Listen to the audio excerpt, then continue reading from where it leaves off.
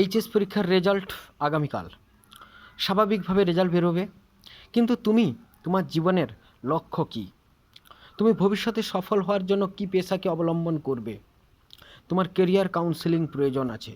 যদি সঠিক কেরিয়ার তুমি না চুজ করতে পারো, বাবার কথা, মায়ের কথা, পাড়া প্রতিবেশীর কথায় তুমি যদি নিজেকে বিচলিত হয়ে তুমি যদি তোমার মন মতো সেই সাবজেক্টে তুমি না পড়াশোনা করতে পারো, কেরিয়ার না তৈরি করতে পারো, তাহলে তোমার মধ্যে কিন্তু ভবিষ্যতে ডিপ্রেশন, হতাশা দেখা দেবে। তাই বলি, যে বিদ্যা তোর আছে জানা, দক্ষতা যা মজুত, ইষ্টার্থে লাগিয়ে জানা, বাড়বে গুণে অযুত। ইষ্টার্থে অর্থাৎ মঙ্গলার্থে, সমাজের কল্যাণের জন্য তুমি যদি ব্যবহার করতে পারো তাহলে ভালো হয়। ঝোঁক দেখে তুই ঠিক করে নে কোন দিকে তোর নেশা, বুঝে শুনে সেই পথে চল, সেটাই তোর পেশা। অর্থাৎ তোমার ঝোঁক, প্রবণতা, ভালো লাগা, কোন কাজ করলে প্রচুর পরিশ্রম করলেও তুমি ক্লান্ত অনুভব করো না, কোন কাজটা করলে খুব ভালো লাগে, তোমার খুব ভালোবাসো কাজটা, এবং ওই কাজটার পরিবেশের ডিমান্ড আছে কি না, তবেই তো তুমি সাপ্লাই দেবে, মানুষকে পরিষেবা দেবে।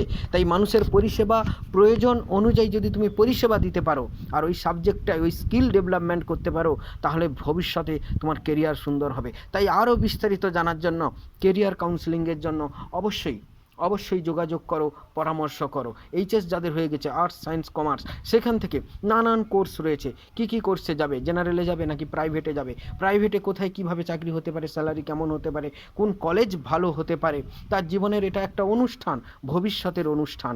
এই অনুষ্ঠানটাকে কেমনভাবে সে উদযাপন করবে, এইটা জানার জন্য, বোঝার জন্য অবশ্যই ফ্রি অফ কস্টে কেরিয়ার কাউন্সেলিংয়ের জন্য অবশ্যই যোগাযোগ করো।